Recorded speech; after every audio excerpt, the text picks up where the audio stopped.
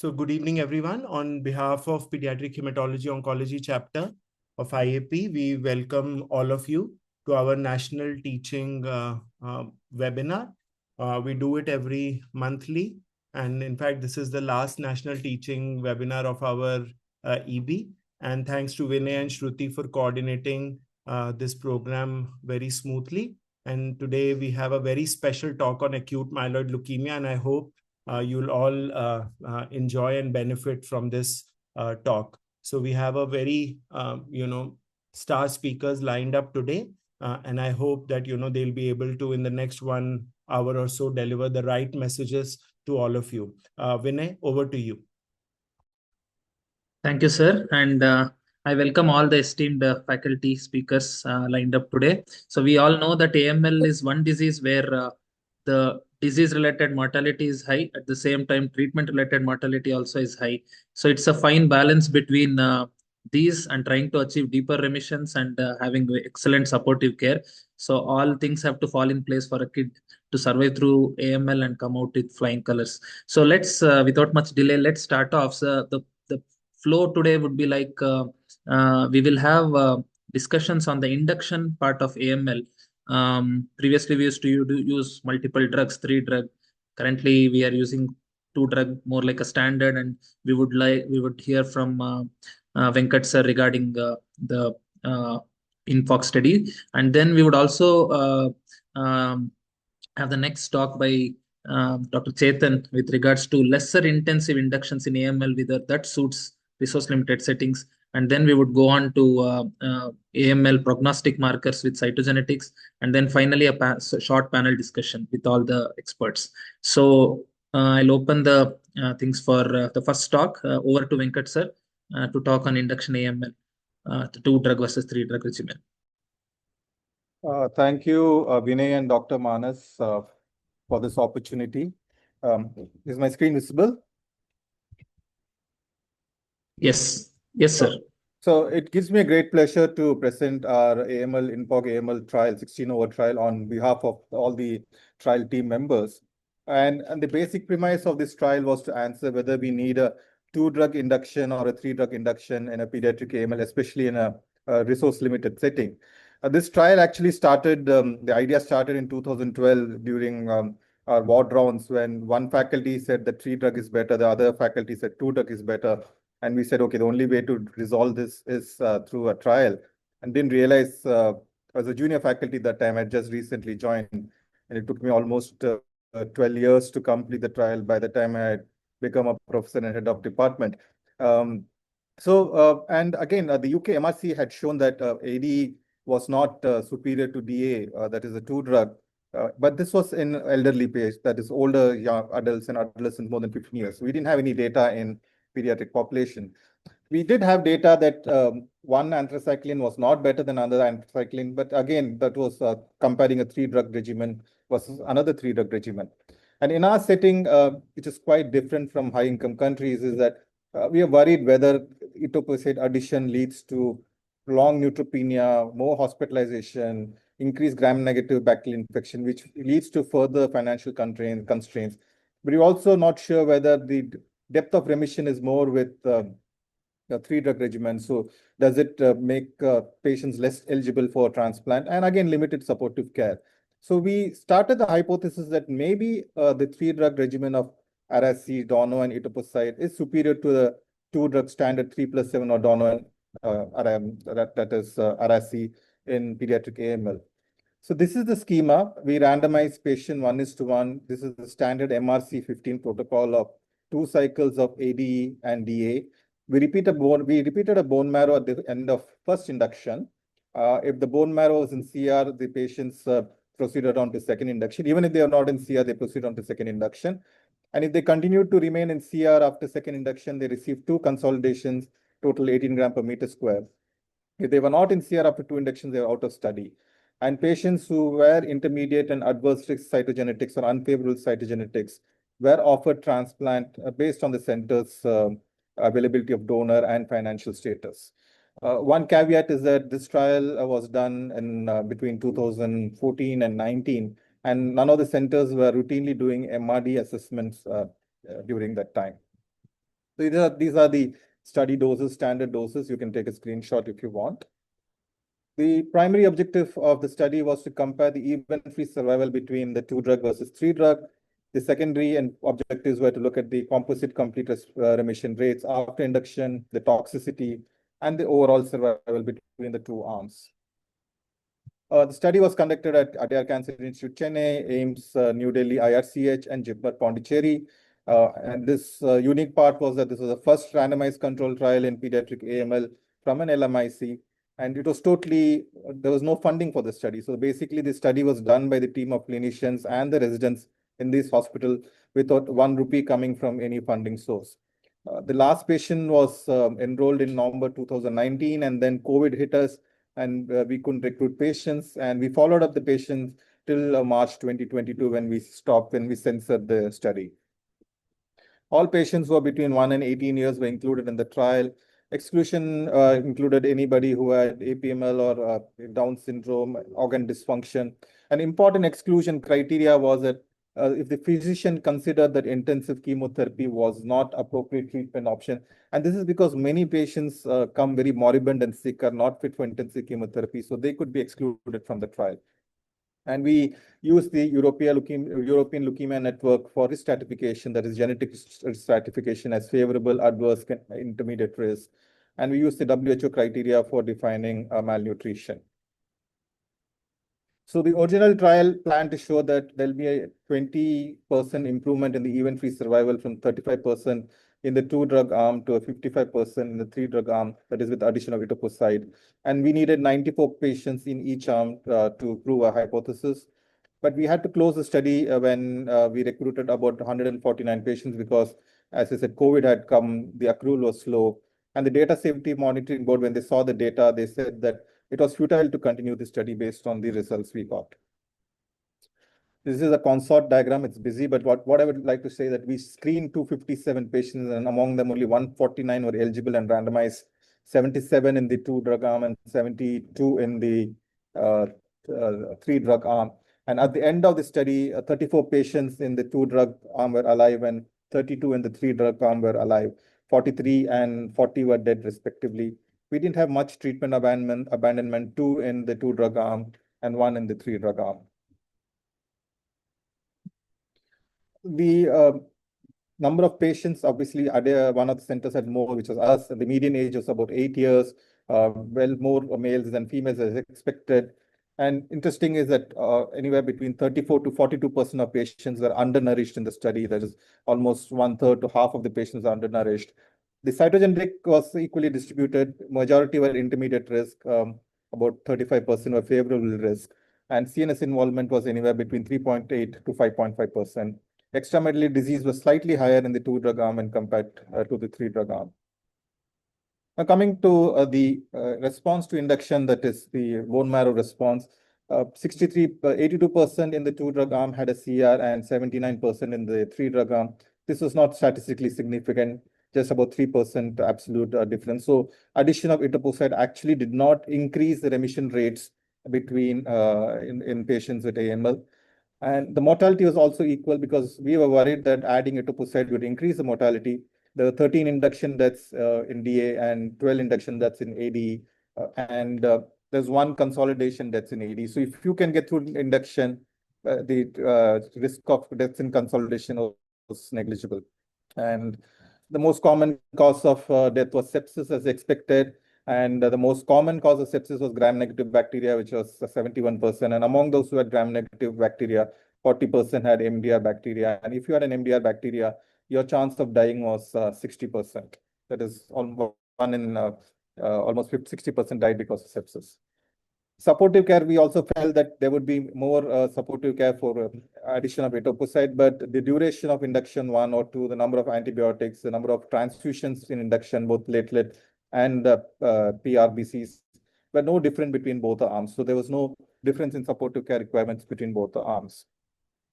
Relapses also were not significantly different between both the arms, and 10 patients in the 2-drug arm underwent transplant, whereas 4 in the 3-drug arm underwent transplant. And exactly half the patients in each of the arms, that is 5 out of 10 and 2 out of 4, are alive between both the arms. So there was no difference in outcomes in terms of transplant transplant as well, and relapses as well between the two arms. What I would like to highlight that if you follow the strict criteria for transplanting 100 patients or the 149 patients in the study were eligible for allogeneic transplant in first CR, but out of this 100, only 6 underwent stem cell transplant in first CR. Toxicities, whether it's cardiac, renal, hepatic, mucositis, febrile neutropenia, pulmonary, again, were no different between both the arms. They were equally balanced between both the arms. So coming to the primary endpoint of the study, EFS, you can see both the curves are bang on top of each other. So the 2-drug arm had an EFS of 34.4 and 3-drug arm had an EFS of 34.5. The overall survival was 41.4 and 42.4. And this is why the Data Safety Monitoring Board felt that it is futile to even look for any differences, so leave around 20% differences. Here they felt that there's going to be no difference, even if we increase the sample size or extended the study.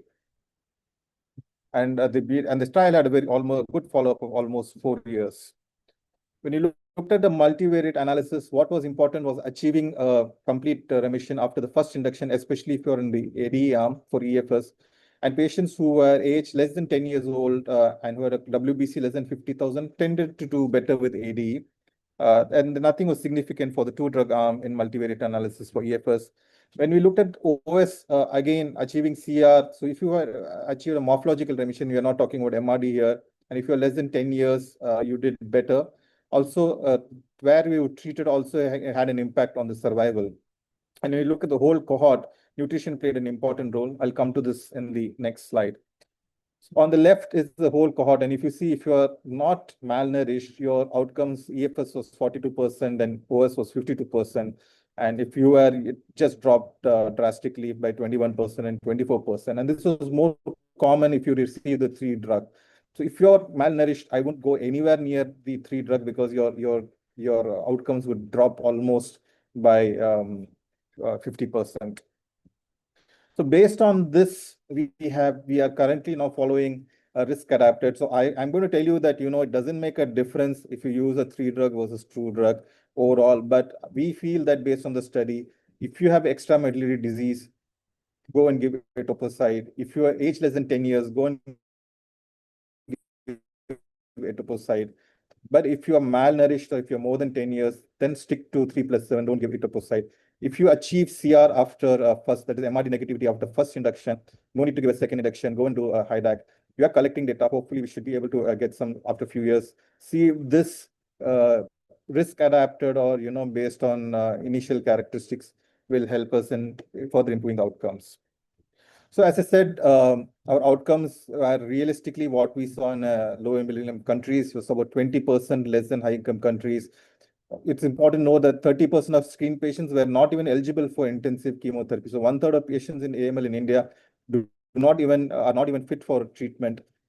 Almost 39% of patients in our trial were undernourished compared to about 5% what you would get in Western trials. And you saw that in the previous Kaplan-Meier that if you're undernourished, your outcomes are going to be terrible. And also, what I'd like to say that our induction mortalities are slightly 10% lesser because we had more induction CR rates because we have higher induction mortality. Only 1 in 10 patients who are eligible for transplant in CR1 were transplanted. Only 1 in 3 eligible patients received salvage chemotherapy at relapse, and only 1 in eligible patient underwent transplant in CR2. And this explains why our overall survival is almost similar to event-free survival. But the risk stratification percentages and outcomes based on risk stratification are comparable. So patients who had favorable risk had an outcome of overall survival almost 60 to 65% in our cohort. So, this is almost similar to what you would get in a high-income country. Limitations were this was an unblinded study. We couldn't achieve the desired sample size. We didn't have an MRD-based risk stratification. There were limited access to HST. And the reviewers said that, the dose of Dono and Arasi were different between the two arms, but these are the standard doses which have been practiced historically and which have been used in further MRC trials. So to conclude, our study could not find a significant difference in event-free survival, overall survival, toxicities, or CR rates between the two regimens. We need future RCTs to find out what is the optimal number of induction chemotherapy and consolidate chemotherapy at AML, which patient probably benefits from additional third drug. Not everybody benefits, but there is a small subset we feel would do better with addition of a third drug. This is published in Pediatric Blood and Cancer, and thank you for the opportunity. I think I'm on time, I guess. Yeah. Thank you, Venkat sir. It was very crisp and very clear, and we through the slides we understand how difficult it is to do an RCT, and it took a long time to come to the conclusion. So I'll just discuss the questions in the chat box because we have been right on time. I think we will discuss the few questions that have been put on chat box. So one is regarding the dosage slide. I think that we can get it from the paper, which is freely available. The second is Annapurni wants to know whether dose was modified based on nutrition status or albumin. No, we did not modify in the trial. And I would say 1/3 of the patients got excluded because they were so poorly nourished, or we felt that they wouldn't tolerate. So this was like an Olympic race. We selected out the fitter of those ones, but we did not. Those who got selected into the trial, we did not modify the dose. Okay. Then Revati ma'am wants to know whether 1 induction plus 3 HIDAC is as good as 2 plus 2. What are your thoughts? That we don't know the answer, but our current algorithm is that if you are MRD negative after one induction of AD, we are going with 3 HIDACs, but we need a proper randomized trial to answer the question. I wouldn't call the second induction as induction, probably it's a consolidation. Whether we need extra additional anthracycline in consolidation is what we need to answer. It's an open question. I don't have the answers to it. Okay, the last question from chat box from Maharshi. Do we have data that how many children needed dose modification based on poor performance status or toxicity during the same or previous chemo cycle? So were the doses changed? Generally, if they achieved remission after first cycle, they tolerated it, went on smooth. So most of the deaths occurred during the first induction when they were not in remission. So we didn't have to modify I can't remember offhand the numbers, but they were very few and far between. It was not common to reduce the dose. As I said, they were already fit patients, and after the first induction, things went smooth. Yeah. Okay, thank you, sir. I think we'll move on to the next presentation. We invite Dr. Chetan Damne to start off with his talk, venetoclax in induction for AML. Over to you, sir. Thank you, Vinay, and I thank the organizers for inviting me for this talk. And as Venkat said, it all started with a discussion on rounds. For us, it was all started in the OPD when we had a patient with relapsed AML, and we do not treat relapsed AMLs because we know that when we analyze their mortality and survival, only 10% of those whom we treat survive. So it was a dictum that relapsed AML, we palliate and send home. But this child, he was a 11th standard student, and he insisted that he wanted to be treated. And that is when Dr. Shashank was with us. And he's like, sir, uske liye kuch karte hai. So we read up literature, and at that time, venetoclax was just available. So we gave him Ven-Aza, and he went into remission. And that is how our story started. And I had also, when I was a fellow, I had recruited a few patients in the rhabdomyosarcoma study where vincristine irinotecan was given as a window. So we tried to see whether we can implement that as a window study for all the patients with AML. And we have some data that I will show you today. So venetoclax in induction. So, most of the drugs that come in, they don't start with the first upfront therapy. As you have seen in Blina, everybody knows the recent stories, how it's, or CAR-T, it starts in the last line, relapsed refractory patients, and then it comes to the first line. So let us see what is the journey of venetoclax on that note. So this was the first study on venetoclax and azacitidine, and this is a long-term follow-up of that study. This is a while A study where venetoclax and azacitidine was used for elderly patients who were not fit for chemotherapy. So that is the last line. So elderly patients who were not fit for chemotherapy were given Ven-Aza for 28 days. And this is the follow-up where at 43 months, they found out that the Ven-Aza overall survival at 14.3 months versus azacitidine alone, which was 9.6 months. So for the elderly, these 4 to 5 months made a huge difference. But essentially, though as pediatricians, we think that this is not very helpful for us, that is what sets the ball rolling. So in a first study to get this is amazing.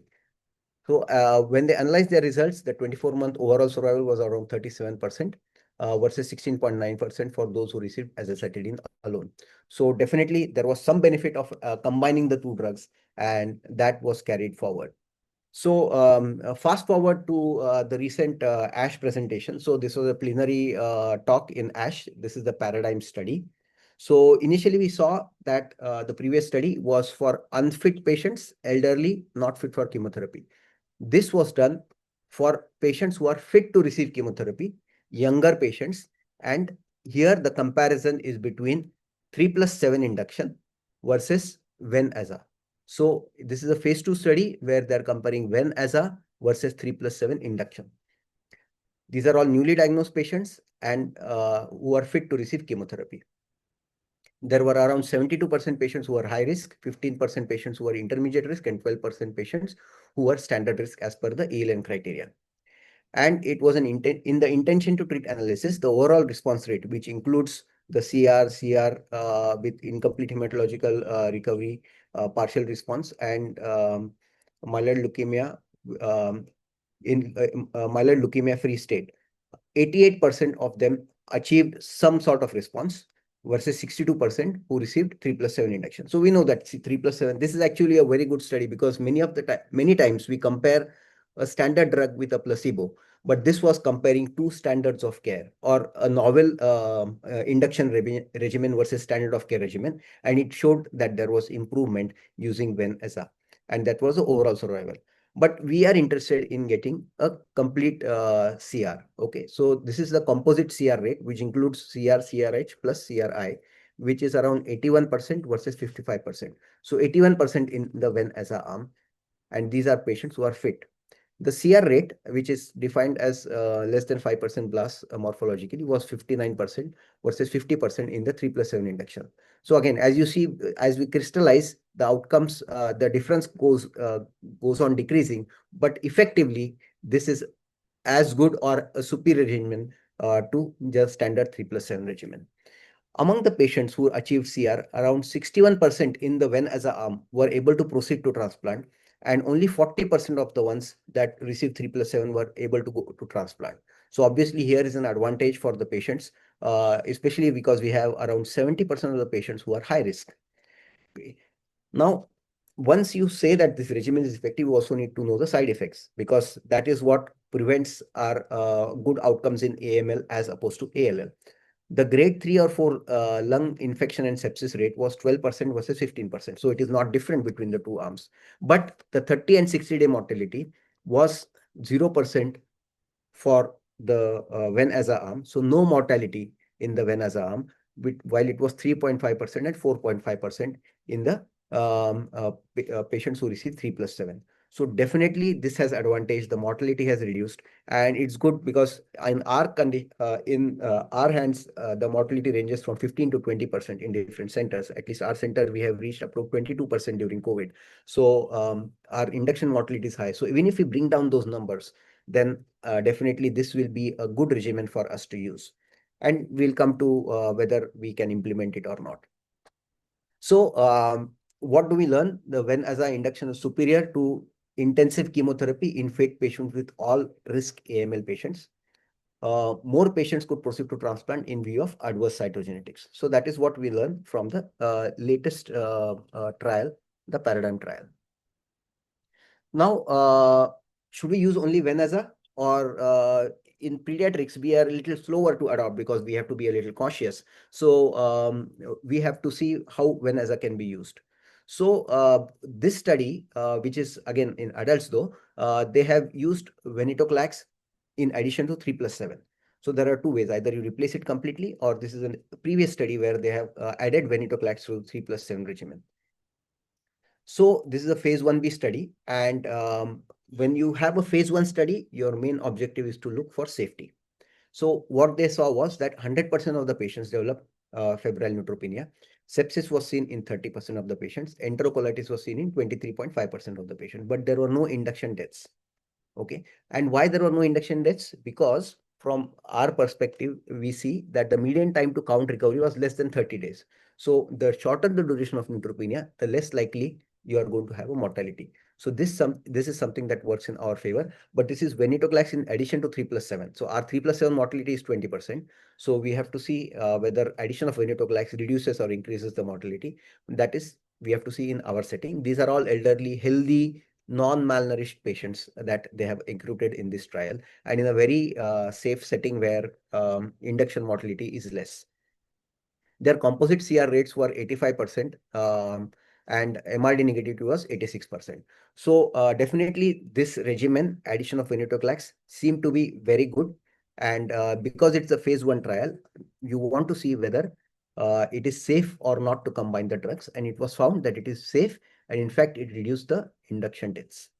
Okay. So as compared to 3.5 or 4.5% as we saw in the previous paper, here the induction deaths are very minimal or zero. Okay, so what we learned from this trial is that venetoclax plus 3+7 is safe. Okay, and in this, they are also trying to look at prospectively whether venetoclax should be given for 8 days or 11 days or 14 days. In the short-term data that they have, they felt that there is no difference in the MRD negativity in these patients. So MRD negative CR was achieved very similar whether you use venetoclax for 8, 11 or 14 days, right? So the combination is good, and it is safe. That is what we learn from this. And there is, as we go forward, maybe next year ASH, they will present how 8 versus 11 versus 14 does, which one does better. So this is about induction. But then when you want to adapt something that has been proven, especially in the Western world, we cannot just use it blindly in our setting. As I said, our induction mortality is very high, so combining these drugs might be difficult. And we also have to look at whether this is feasible in our setting. Also, financial toxicity is something that we need to be aware of. So this is a retrospective study where they felt, okay, now HMA when, as they call it in the adult world. So when as a for more than 60 years old with newly diagnosed NPM1 mutant AML. So it was thought that NPM1 mutant AMLs respond best to Ven-Aza. So they have done a retrospective analysis to find out what is the outcome of using Ven-Aza in these patients. And they have compared this with intensive chemotherapy, the IC, and they have 147 patients with intensive chemotherapy and 74 patients in the HMA Ven arm or Ven-Aza arm. Because this is retrospective, we have to just take a look at it. And what you find out that the Ven-Aza arm did not do as well as the intensive chemotherapy arm in the NPM1 mutated AMLs, which subgroup was supposed to do better.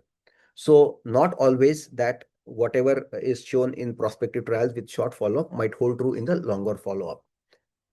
So here they felt that the intensive chemotherapy was always better, but in some cases, it was felt that there were potential benefits of using venetoclax and versus intensive chemotherapy. So abnormal cytogenetics they felt was similar, which includes FLT3 ITD, secondary mutations, so complex cytogenetics. And if there was an intent to proceed to allotransplant, then it did not make a difference between which arm you used. So that is what was shown in this trial. So now we go further where they analyze the subgroups because they had so many patients. They tried to analyze the subgroups and they analyze which patients did better. So here you see the one on the left, the HMA Ven does better as opposed to the one on the right where it is intensive chemotherapy.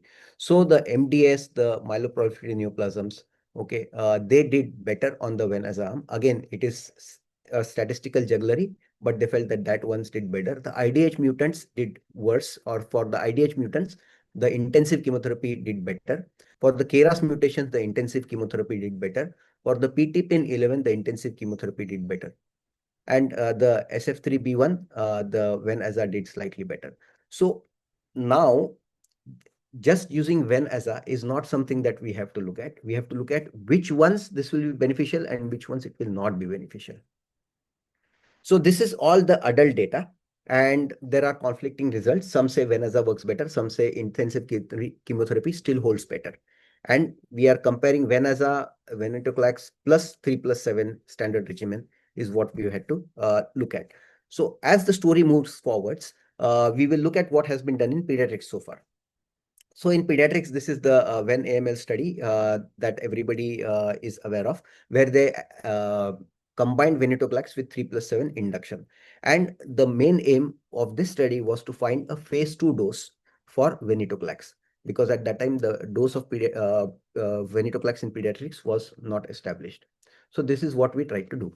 So in the St. Jude study, what they did was there was a dose escalation study where there are two doses of venetoclax, 240 milligram per meter square and 360 milligram per meter square. And there's an escalation. So they tried initially cytarabine 100 milligram per meter square for 10 days. It is 12 hourly, so 20 doses. Then they escalated to cytarabine 1000 milligram per meter square into 8 doses. And they added idarubicin as a single dose to this. This was plus minus.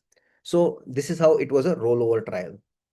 And what they found out that venetoclax dose in combination with chemotherapy should be around 360 milligram per meter square. So going forward, any trial, they can use this dose safely when they are combining at least 3 drugs. So this is not your 3+7 regular induction, but they have combined the 3 drugs and they have felt that venetoclax can be safely combined. So Ven plus chemo is safe.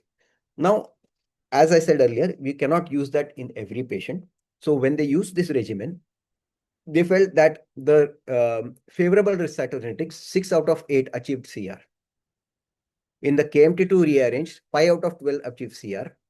TP53 mutated, surprisingly, 3 out of 4 achieved CR. And in the FLT3 ITD, none of them achieved CR.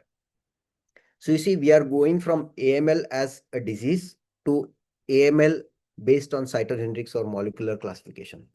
So now we have to see where Ven-Aza works better and where Ven plus chemotherapy works better.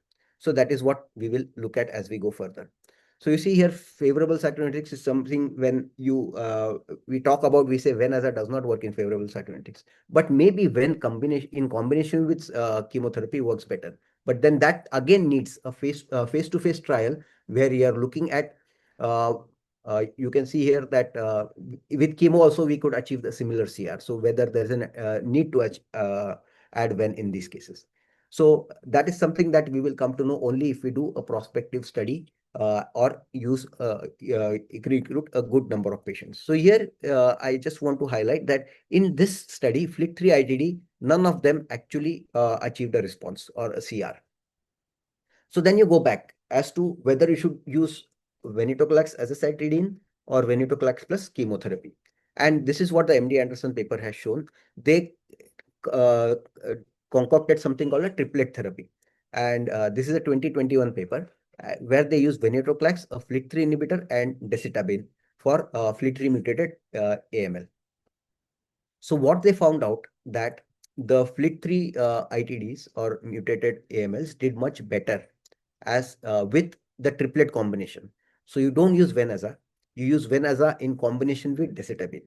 And in the previous paper from the pediatric group, I showed you that the FLT3 ITD, where you use venetoclax plus chemotherapy, none of them have worked. But when you use a combination of Ven-Aza inhibitor, FLT3 inhibitor, and decitabine or azacitidine, it has excellent outcomes, and they have shown 2-year overall survival of around 80%. Again, these are very highly fit patients, so you have to be little careful implementing the same strategy in our setting. Now, moving forward, there's one more oral abstract from pediatrics in ASH this year, and where they have used as relapsed refractory AML. Now, this is salvage, so salvage induction. So we are not going away to a maintenance sort of discussion. We are still in salvage induction, where they had recruited relapsed refractory AMLs, MDS with excess blasts, and therapy-related AML or MDS. What they found out was that no treatment-related death occurred among 50 patients.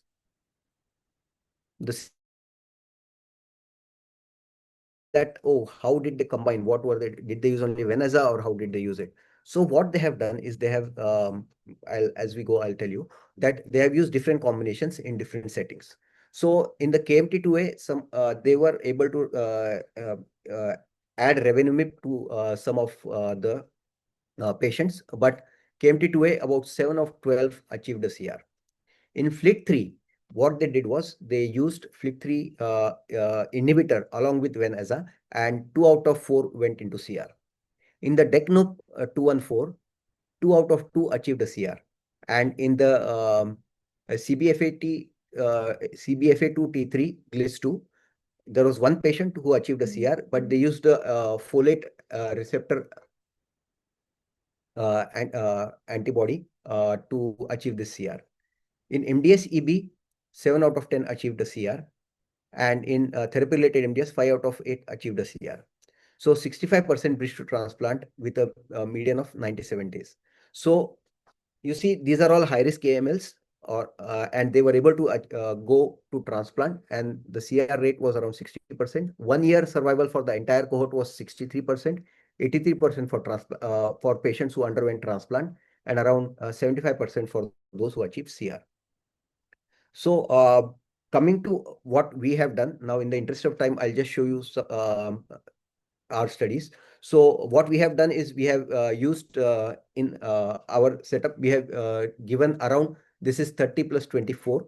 So around 54 patients. This is the last time we had analyzed our data, where we used Venaza with the FLT3 inhibitor, where we found that 11 patients achieved a CR.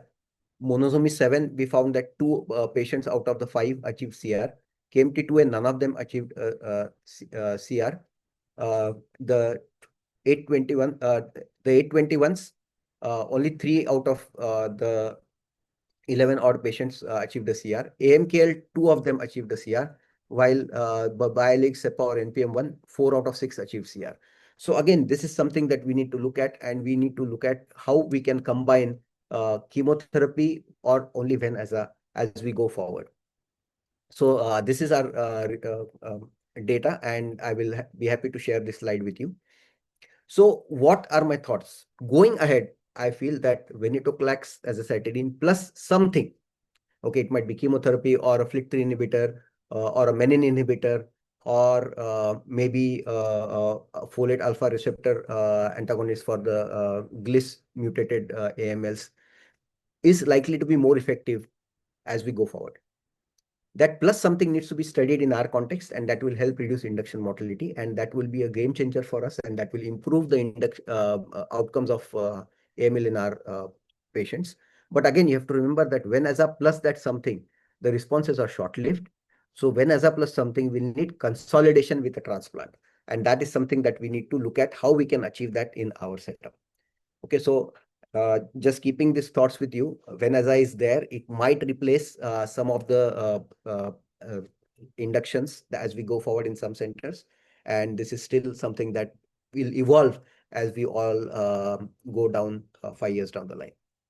So thank you so much. I think I've overshot time, but let's look at new possibilities as we go along. Thank you. Thank you, Chetan sir. It was really nice, and new data coming up. So we have had both the speakers talk with data, so it's really nice for us to learn. So in the interest of time, we'll move on to the next talk. There are a lot of questions in the chat box. I would ask Chetan sir to reply whatever can be done on the chat box. So the next talk is with regards to therapeutic and prognostic implications of cytogenetics in AML. Over to you, Nihar sir.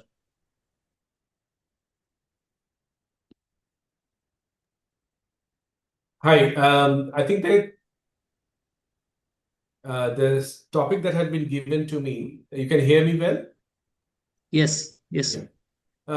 It's cytogenetics, prognostic and therapeutic implications. So when you say it's cytogenetics, it's possibly we mean cytogenetics along with molecular stratification here.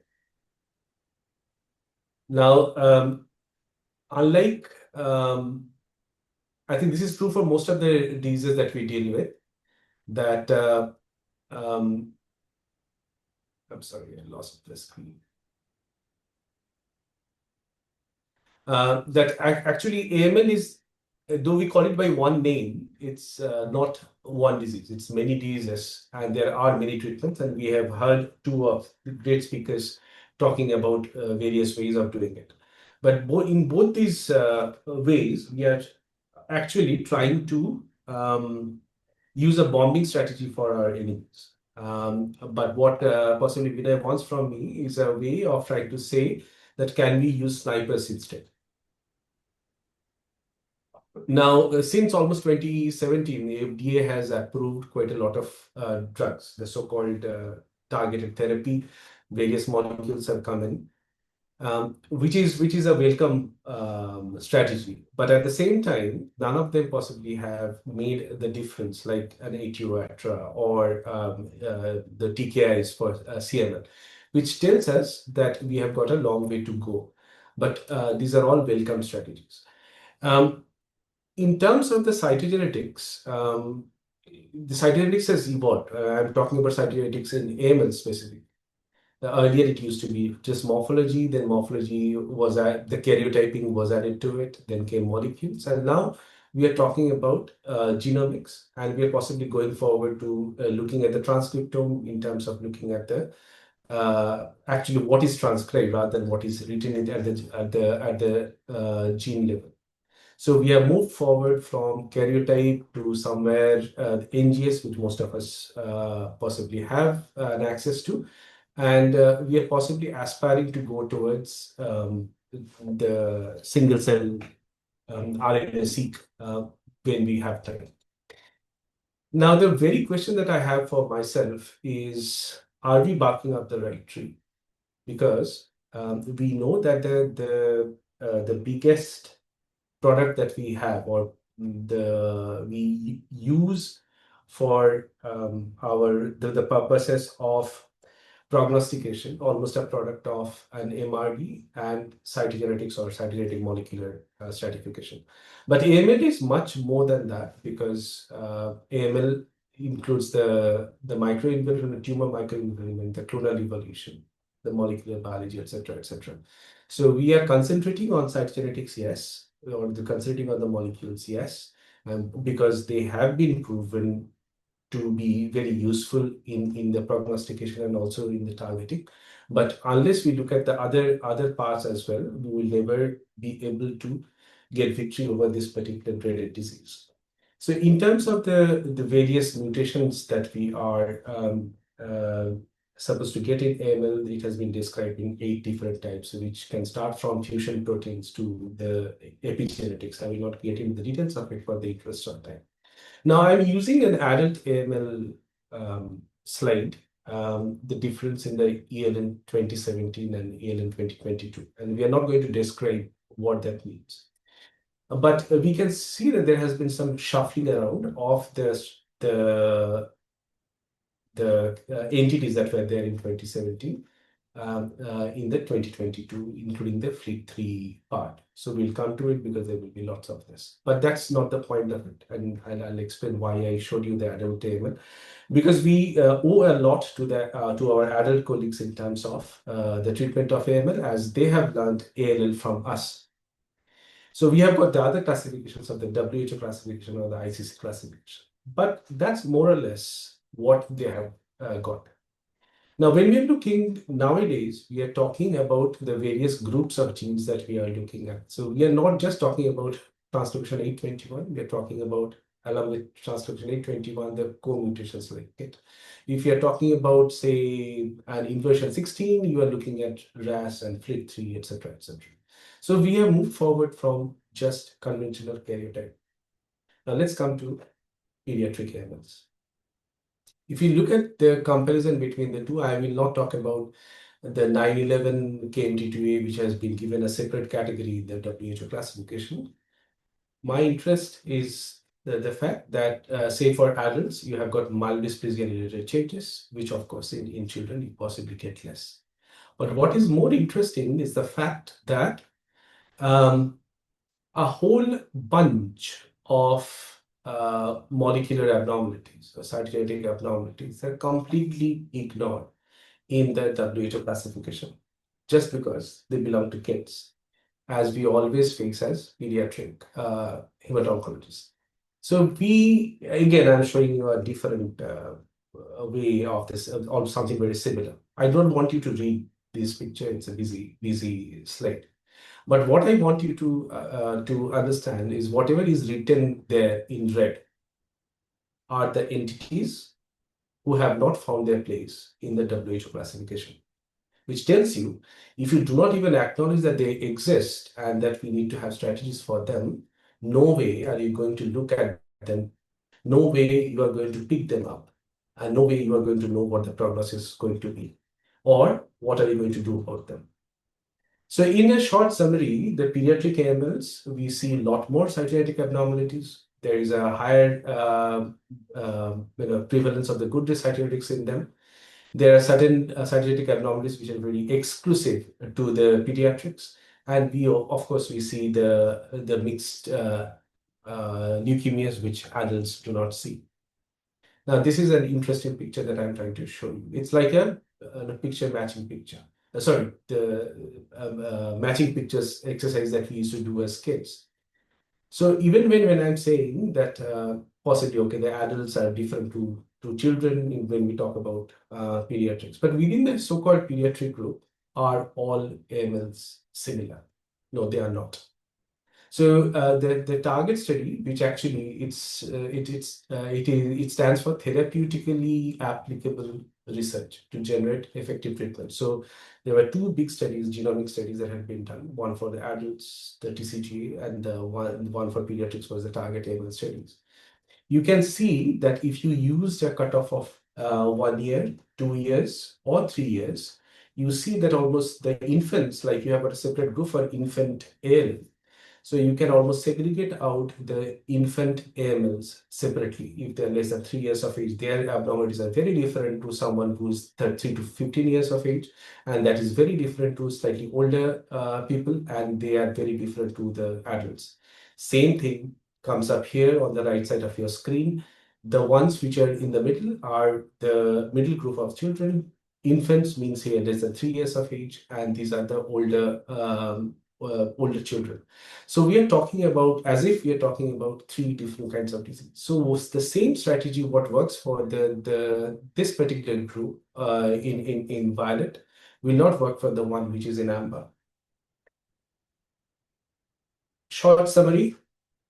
Children, they have got much more NRAS mutated enrichment in their AMLs, while in adults, it's more NPM driven or the DNMT pathway driven. So obviously, they do not look at when the AML comes, they do not look at the date of birth. So obviously, there will be some groups where there would be a bit of an overlap there. Now, I'll take you to a slightly more interesting part. So, we talked about certain mutations which are exclusive to pediatrics and certain mutations which are possibly seen more in adults. But obviously, there are certain mutations which are seen both in adults and in children. So I'll give you some examples like the KRAS and the FLT3. The one in violet, the top bits, are the ones which are for pediatrics, and the TCGA, which is for the adult group. Even though the mutations are in the KRAS or in the FLT3, but you will see the hotspots are different. It tells you, so you might have a KRAS mutation, but those mutations are different if they're happening in children compared to that in adults. So if I have interest on you that these are 3 almost different groups, when they had the same overlapping groups, you can see that there is some overlapping cytogenetics in there. And that was the reason why I started thinking, can I use a strategy, particularly in adolescents, where possibly we see more toxicity, not just because they have got more toxicity, so can I use a less intensive treatment, but also a biological reason, trying to use something that is used in adults. And that was the reason why I started using venetoclax, AZA, and the Venemal study pathway, which we can talk about later. Now, in terms of the diffusions, I will not talk about it. There are various groups that have been described. Now, these particular groups, these are the 4 different groups which have not even been, so of the small 4 groups which have not even been described in the WHO. One of the biggest example is another inversion 16, but a cryptic inversion 16 called the CDF, the GLIS2, and you have got a GLIS3 as well. They have a very characteristic immunophenotype called the RAM immunophenotype, and it can be used as a surrogate to identify this particular genetic abnormality. And they are resistant to almost everything. And there are only studies which are just looking at targeted agents for these. And these are true for some of the others, but unless you start recognizing them, you are not going to treat them. Now let's come to the pediatric AMLs in terms of the genetics. 4 different, literally contemporaneous studies. I don't want you to read all of them. What I want to impress on you, they do not look similar. Okay, so some use MRD in their classification along with the cytogenetic abnormality, but the levels the thresholds are different. So somebody uses 0.05%, somebody uses less than 0.1%, somebody uses less than 5%. So if they are so different, you cannot pick out the stratification of one particular study and then try to use it for something else. If I go to the high risk category, now you can start looking at the FLIP3. Say, for example, somebody is using 0.1% as a cutoff. Somebody is not even using that particular category at all. It's just using FLIP3 and others are not using it. So it is not uniform.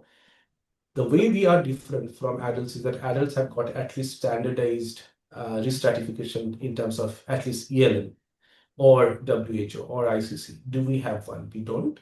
So we need to work together to make it better.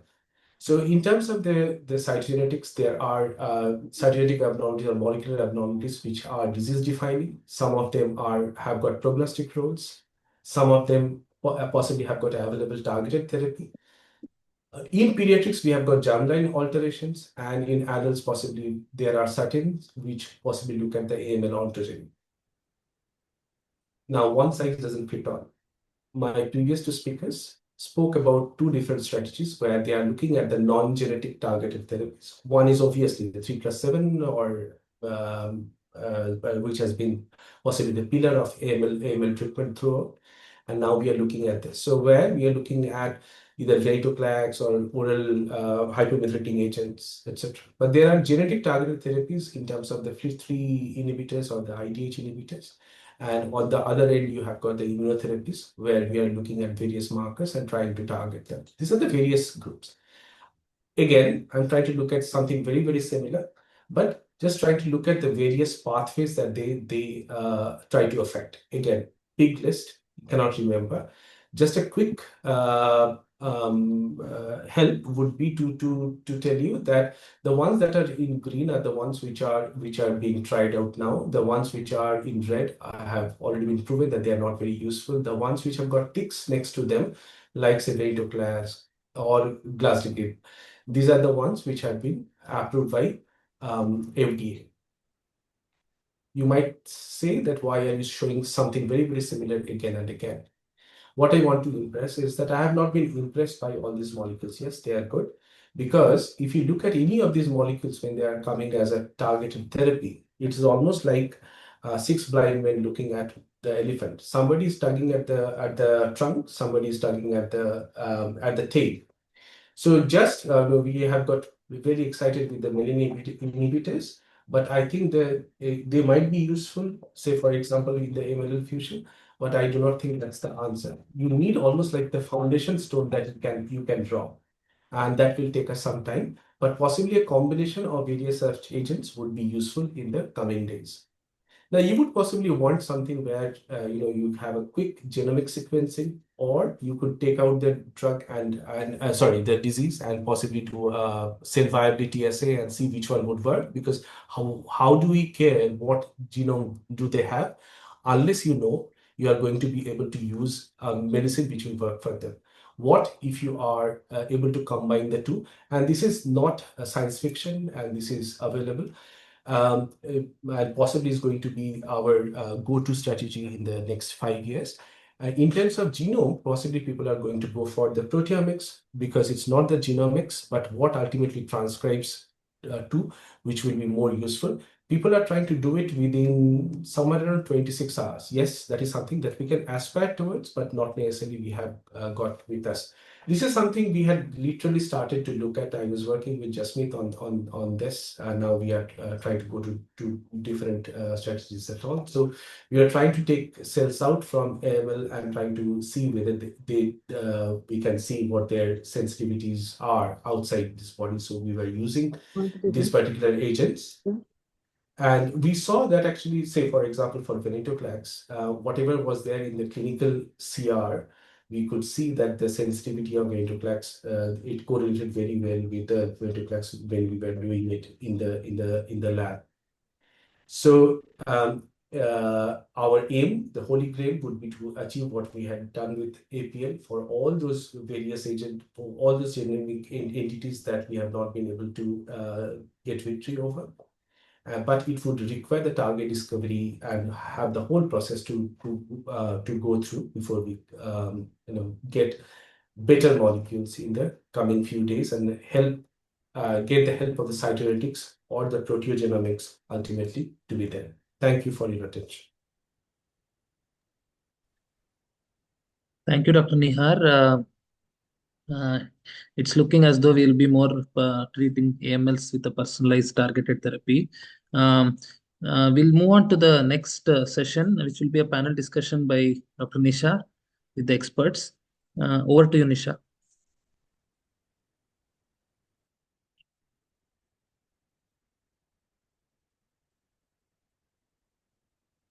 Yeah, hi. Can you all see my screen? Yes. Okay, so we'll quickly go on to the cases. Essentially, I think we are short of time. Our panelists are Dr. Chetan from TMH, Dr. Guru Prasad from RCC, and Dr. Niharendru from Kolkata. I'll start with my first case. This is a 10-year-old male. He came with fever for 2 months, off and on, cough, some bleeding, and he had some respiratory distress and hypoxia on room air. When he was evaluated, he had thrombocytopenia, leukocytosis, CT showed imaging findings suggestive of a fungal pneumonia, a normal cardiac function, and a marrow, which diagnosed AML with a FLT3 ITD mutation with an allelic ratio of 0.3. Chetan sir, for you, what chemo would you like to give this child? Sick child with high-risk AML. So again, it depends a lot on what is available at your center, because in our setting, knowing our experience and the published literature on FLT3 ITD patients, in this sick patient, I would go ahead with giving venetoclax as a cytidine plus a FLT3 inhibitor like midostaurin. So that is what I would give in the current setting. Having said that, if that was not available, I would use the PRET regimen where we are going prednisolone, etoposide, and 6-MP along with a FLT3 inhibitor to achieve a sort of remission before I can go ahead with giving high-dose chemotherapy if venetoclax is not available for this patient. Okay, so basically a softer chemo to help tide over the toxicity. Perfect. So yeah, I think we've been through this, so I'm not going to stay on this slide. Guru Prasad sir, what with respect to venetoclax usage, what are the doses you would use, duration, what would you monitor, would you or would you not withhold, when would you, if you would, and any modifications in doses with other drugs that are commonly used during AML induction?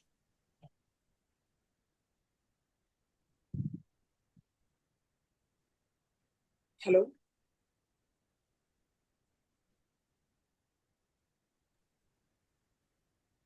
Guru, you are muted. Hello. So sorry. So the dose, as we have discussed previously, the dose that is widely accepted is around 360 mg per meter square, but the dose depends on the co-administered cytochrome inhibitors as well.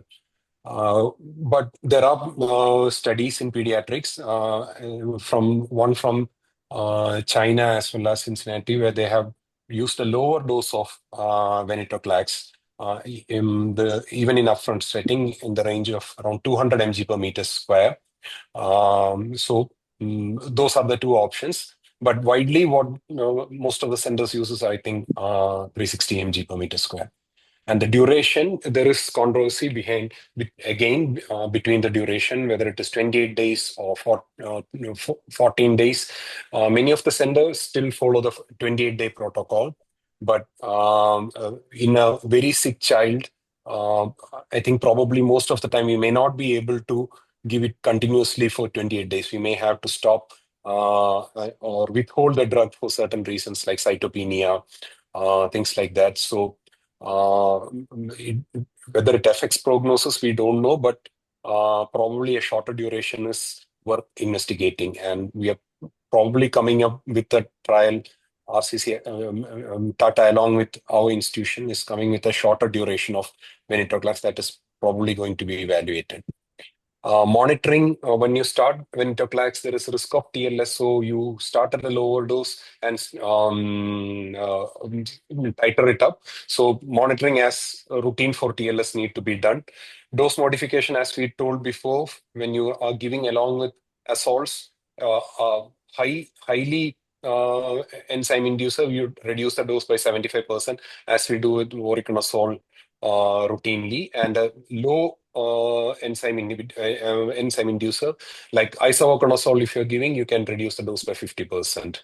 And if you have a prolonged neutropenia during first induction, the second induction, maybe you can decrease the duration of venetoclax that is given by a week or so.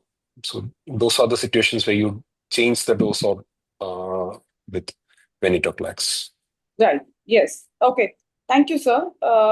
Dr. Niharendu, what is the allelic ratio in a FLT3 mutated AML, and how does it impact risk stratification? So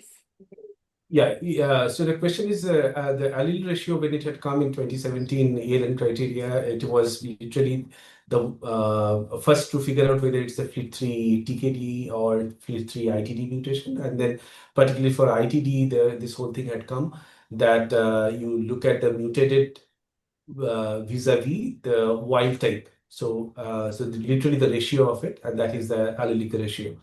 Now the ELN has completely come away from doing the allelic ratio because it didn't work out for them. Because the pediatric trials, the ones that we quoted, they still are possibly lagging behind in a sense because they had been initiated during the period of the allelic ratio. They still have got the allelic ratio. The cutoffs were very different. Some people had used 0.75, then 0.5, 0.4, 0.1, and I showed a few of them. Presently, I think for pediatric population as well, the allelic ratio possibly doesn't matter. It's the FLT3 with the co-mutation. So the FLT3 with good risk cytogenetics, they will do well. So FLT3 doesn't necessarily mean they will be bad. FLT3 with some of the poor risk cytogenetics would be considered as like WT1 and UBT, etc. So they will be called poor risk, and the rest will be called intermediate risk. And the overall survival for them are almost 20% different from each other. So the poor risk ones with the FLT3 would be around 50% OS, 70% for the intermediate risk, and close to 90% for the good risk cytogenetics, so CBF with the FLT3. So FLT3 doesn't necessarily mean that it has to be bad. Yeah, so it's the mutations that help move FLT3 towards a risk stratification. So what we did was we gave Venaza. We tried to aim for 28 days. However, he did become, so while initially he improved with caspofungin, broad spectrum antibiotics, counts reduced, but then he developed neutropenia, he developed a fever, but it was not a very rocky course the way we anticipated. He improved with antibiotic improved. We just had to withhold venetoclax for about 5-7 days. Now there was a response in the for the CBC improved. The marrow done at the after the fifth week showed a residual disease of 2.2%. With respect to the invasive fungal infection, clinically he had absolutely no hypoxia nor respiratory distress. Chetan sir, what would you like to give next? Would you like to repeat Venaza, or would you want to now give a high dose chemotherapy or a combination of Venaza with Venaza with third chemotherapy? So, Nisha, these strategies are still evolving, but I will tell you what we have done for some of our patients. Generally, Venaza, if there is a response, we would like to give one more cycle of Venaza. And we try to, now this patient had febrile neutropenia, so I would reduce the duration of venetoclax from 28 days to just 14 days. This is based on some adult literature where they are reducing even to 7 days. But yeah, we would reduce to 14 days. And after 2 cycles, we will probably give this patient If he is fit for transplant, we would go ahead with transplant. Or to buy time for transplant, I would just give him some. We'll continue with the same Venaza until he goes for transplant. Yeah, I know. My question should have been what would the next plan be rather than what should the next plan be? Because there's no clear cut. There's a very, whatever you do, I guess, would be right because nobody really knows any better. Patients, we have also consolidated with the HIDAC in this case. So we have given Mhm. for some of the patients. And because there is FLT3, we would combine with the FLT3 inhibitor, of course. But yeah. Yeah. So how the child is versus what your supportive care can be would probably decide your next plan of action. But yeah, a Venaza or a Ven HIDAC or a HIDAC would be a good option. Guru Prasad sir, would you want to? We did not add a FLT3 inhibitor initially. Would you want to have added in the first cycle or maybe second cycle if we're again giving Venaza, or irrespective of what chemotherapy we're giving? So most of the time, we get the FLT3 results only by 7th day or 10th day of starting treatment. So we end up starting only in the second week of the first induction. So I definitely add a FLT3 inhibitor along with this, considering the FLT3 ITD being positive. At our center, what we give is sorafenib, which is second generation, but there are other options. Even midostaurin is also other options. So I would probably be giving sorafenib, but we'll be starting from the second week, and in the next cycle onwards, we'll be starting along with the chemotherapy. Okay.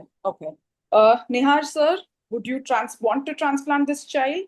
You have a good news that you have a mad sibling. You have bad news that the sibling is just 3 months old. There are quite a few confounders in this. So one, the patient is possibly not fit enough for a transplant with a lung full of the fungus. If I take him to transplant, this patient is going to die unless actually we treat it. Second, we are basing this based on Veneza, and like Chetan said, that it is an evolving therapy. We have not even used FLT3 inhibitors in this particular patient. So we do not know which is the time point where we would consider that is good enough for us to consider definitely for transplant, particularly in a patient like this. And the third thing is that we discussed that just because you have got a FLT3 mutation doesn't necessarily mean that they have to be transplanted, because I need to know what the co-mutations are. If it's an intermediate risk, I'm not going to transplant. So this child only had a FLT3 ITD mutation, and were the IFI resolved? I mean, after the first cycle itself, it resolved. We gave him a second Venaza with FLT3 inhibitor, and lung-wise, he was clean. So technically, he satisfies the criteria for intermediate risk in terms of the FLT3, yes. right? So that doesn't necessarily mean that they definitely need to go for transplant. And my submission is that we have used Veneza, which again I would have preferred to use that, but we do not know. The 2.2% means a primary refractory because it has not even received more than 2 log reduction there. But do we really know what Veneza does to these groups? So I'll be slightly reluctant in directly heading for transplant. Okay, so you're saying maybe some chemo to ensure that he is in deeper remission and then maybe consider a transplant, or even then wait? Yeah, as I said, I think we have not been able to say that FLT3 here is a definite indication for transplant. So if you are following a particular protocol, I would say that just follow that protocol. So if you are using whatever protocol you are following, and just stick to it. So it's very difficult to choose one particular criteria and then literally transplant it onto a different strategy. So that's why I'm finding it difficult to answer directly. Transplant. Fair enough. Okay. Chetan sir, other than Venaza, in a newly diagnosed AML who is otherwise unfit for conventional high-dose chemotherapy, maybe nutritionally or organ function-wise or infection-wise, what options do we have? Right. So Nisha, as I said earlier, so if we are not able to give upfront high-dose chemotherapy, we would either go for the 6-MP prednisolone and etoposide combination. If the patient has an infection, then we will avoid the prednisolone, which we give only for 14 days in an otherwise non-infection bearing patient. So that is something that we have used very successfully. But again, we have not really teased out which cytogenetics it will work better and which it will not. So it is difficult to give a recommendation. It might not work in all the patients, but we have seen up to 60% patients who will definitely respond. They will not become MRD negative, but they will be fit enough to get 3+7. Now, again, having said that, some patients whom we felt that cytoreduction was essential and we can just give, we want to give some sort of chemotherapy which will act more immediately. We have given low doses of cytarabine, or we have given cytarabine at 1.5 gram per meter square on day, twice a day on day 1, 2, 3. So this is all a dynamic process based on how the patient tolerates it, and that is how we go by it. So clear cut, we as Dr. Nihar has already told us that AML is a heterogeneous disease, and when you throw the host factors in, then it becomes all the more complicated. So there is no one-stop solution or one particular way of managing AML. Right. Okay. So we have time for the second case. Should I go ahead? Vinay? It's 8:12 now. Yeah. We can quickly Yeah. do it off in next 2 minutes. Yeah. Sure. Okay. So the next child is a 13-year-old female who has a AML with inversion 16 with the D816 KIT mutation. During a post 3+7, she had a rocky course, had a carbapenem-resistant Klebsiella infection, neutropenic colitis, MODS. Post that, while the marrow recovered, she remained in, and the residual disease was negative. She was, however, had poor neurological function with loss of a cognitive function. Cognitive function was impaired, was on RT feeds, didn't even have continence. So because of the poor neurological function, she was sent home on 6-MP and etoposide and advised to follow up in 4 weeks. She comes back with weight gain, sensorium perfectly okay. Retrospectively, it was realized that it was ICU psychosis. Marrow still shows undetectable residual disease. Guru Prasad sir, what would you like to do next? So now she has come back in a better shape. Yes. Better shape. Whether to give the second induction or not is the first question. In this child, I'll definitely not give a 3+7 as second induction because of how she had responded to it during the first 3+7. So I would definitely give a second induction. Whether second induction can be avoided is something, as Dr. Venkat said, it needs to be investigated prospectively. So probably a Veneza as second induction. We'll get some more time to make her in a nutritionally better, and then go ahead with the high dose Arasi consolidation. Okay. Right. Venkat sir, this like I know, like how you said, would you move on to HiDAC for this child too? I think one of your limbs in the algorithm mentioned that you can move on to Go HiDAC directly to. Yes, if Yeah. it's MRD negative, I would move on to HiDAC or IDAC if the patient is not fit enough. Yeah. Okay. All right. All right. I think we're running short of time. So the CBF mutated with does it call for therapy escalation? Dr. Niharendu, maybe in a quick. So CBF, when we say CBF, I think the 821 and the inversion 16, they have to be distinguished.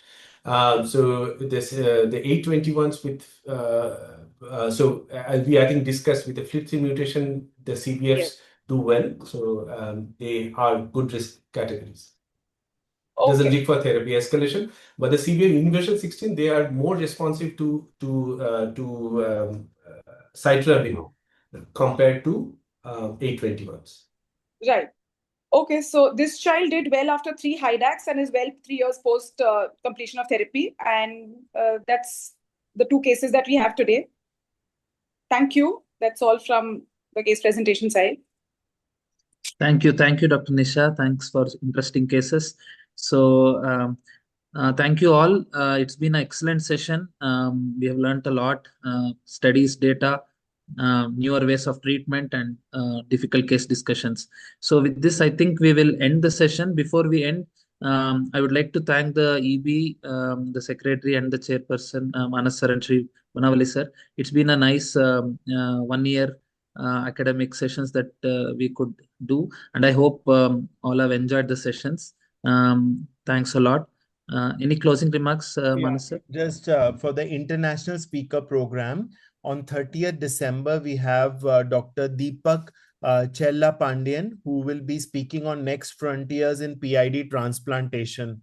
So that's on 30th December. It's a Tuesday, a little different from our usual schedule, but it is basically done to suit the international speaker. And I'll send out the information as well as the link very soon. So hoping to see everyone over there. And thanks, Vinay. Once again, thanks, Shruti. Thank you, Vinay. And this has been just fantastic. And, you know, we had more than audience of more than 200 and, you know,